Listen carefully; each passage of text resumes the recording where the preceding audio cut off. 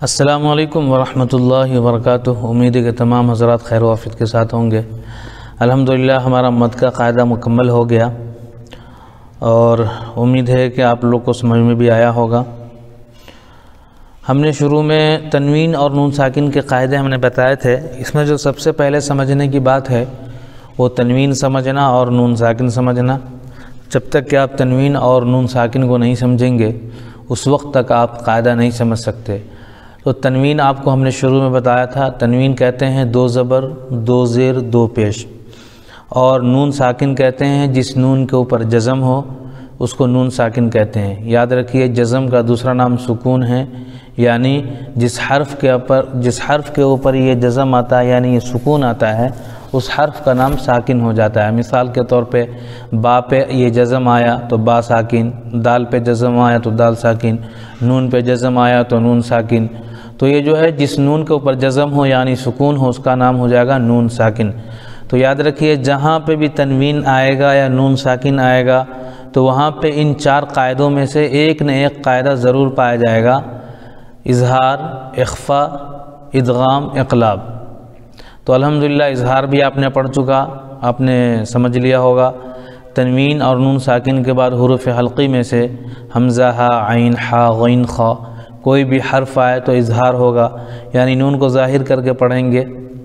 اسی طریقے سے آپ نے پڑھا ہوگا، آپ نے سمجھا ہوگا تنوین اور نون ساکن کے بعد حروف اخفا میں سے کوئی بھی حرف آئے گا تو اخفا ہوگا، یعنی نون کی آواز کو ناک میں چھپا کر پڑھیں گے اور اس کی مقدار ایک الف ہے۔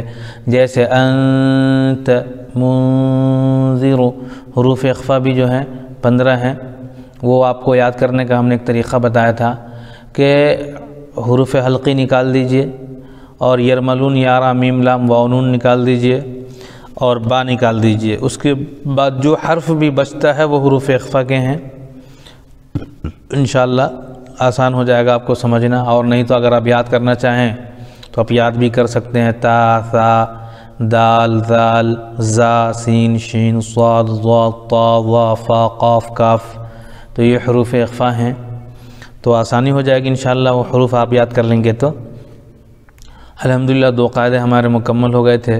آج جو تیسرا قاعدہ ہے تنوین اور نون ساکن کا وہ یہ ہے، یہ اصل تنوین نون ساکن کا نہیں ہے، یہ قاعدہ ہے میم کا، میم ساکن کا۔ میم ساکن کے قاعدے کے بعد آگے آئے گا پھر تنوین اور نون ساکن کا قاعدہ انشاءاللہ تعالی۔ تو ابھی جو ہے تختی نمبر 22 میں میم ساکن کے قاعدے ہیں، اور یاد رکھیے میم ساکن کے صرف 3 قاعدے ہیں اور بہت ہی آسان ہیں۔ میم ساکن کے بعد اگر میم آئے تو میم سے ملا کر غنہ کے ساتھ پڑھا جائے گا، یعنی اس کو ادغام شفوی کہتے ہیں۔ ادغام کہتے ہیں ایک حرف کو دوسرے حرف میں ملا کر پڑھنے کو، سمجھ رہے نا؟ ادغام کا مطلب ہوتا ہے ملانا، ایک حرف کو دوسرے حرف میں ملانا۔ جب ہم اس کو ملاتے ہیں تو اس میں ایک تشدید پیدا ہو جاتا ہے، اس پر تشدید آ جاتا ہے اور اس کو ہم ناک میں روک کر پڑھتے ہیں، یعنی ایک الف کے برابر غنہ دے کر کے پڑھتے ہیں، تو ادغام شفوی۔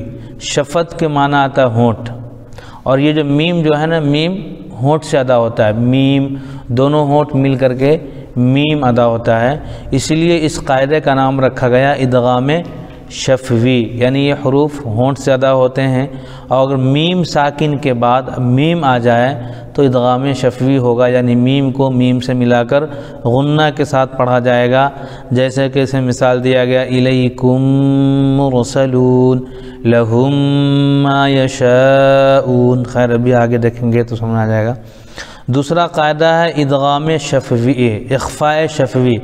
اخفا کہتے ہیں چھپانا، یعنی چھپا کر کے پڑھنے کو۔ میم ساکن کے بعد با ہے تو غنہ کے ساتھ اخفا ہوگا، جیسے ان ربہم بہم، ربہم بہم، ہم میم ساکن ہے، میم ساکن کے بعد با آ گیا اس لیے یہ کیا ہو جائے گا، اخفا ہوگا، یعنی آواز کو، میم کی آواز کو تھوڑی سی ناک میں چھپا کر کے پڑھیں گے، جیسے ان ربہم ہم بہم فبشرہم بعذاب۔ تیسرا قاعدہ ہے اظہار شفوی، یعنی ظاہر کر کے پڑھنا۔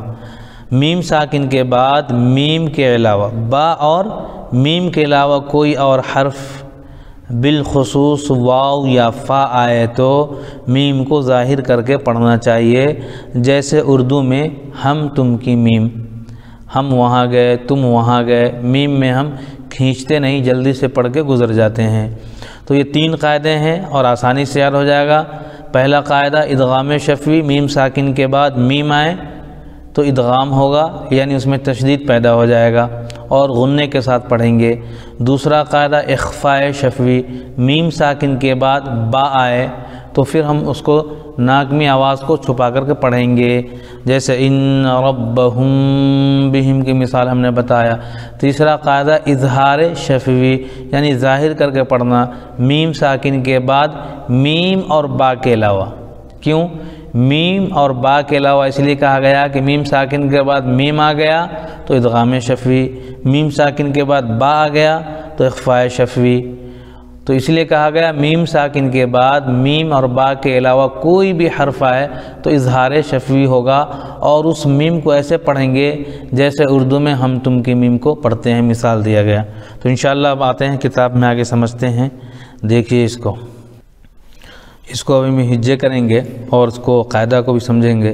حمزہ زیر ای، لام یا زبر لئی، الی، کاف میم پیش کم، الیکم، میم را پیش مر، الیکم مر، سین زبر سا، الیکم مرس، لام واو پیش لو، الیکم مرسلو، نون آیت کی وجہ سے ساکن، الیکم مرسلون، لام زبر ل، ہا میم پیش ہم، لہم، میم علی زبر ما، لہم ما، یا زبر یا، شین علی زبر شا، اوپر مد، یشا، حمزہ واو پیش او، یشاء، نون آیت کی وجہ سے ساکن، لہم ما یشاءون۔ یہ ہم نے 2 جملے پڑھے ہیں، آپ دیکھیں میم ساکن آ رہا، میم ساکن کے بعد میم آنے کی وجہ سے میم پہ تشدید پیدا ہو گیا، یعنی ادغام شفوی ہو جائے گا۔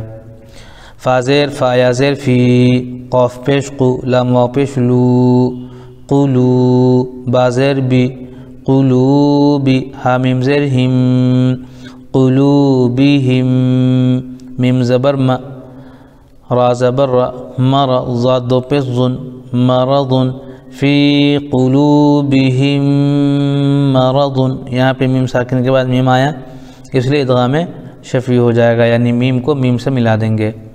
فا زبر فا، ہا میم پیش ہم، فہم، میم عین پیش مع، فہم مع، را زیر ری، فہم معری، ضاد واو پیش ضو، فہم معرضو، نون آیت کی وجہ سے ساکن، فہم معرضون۔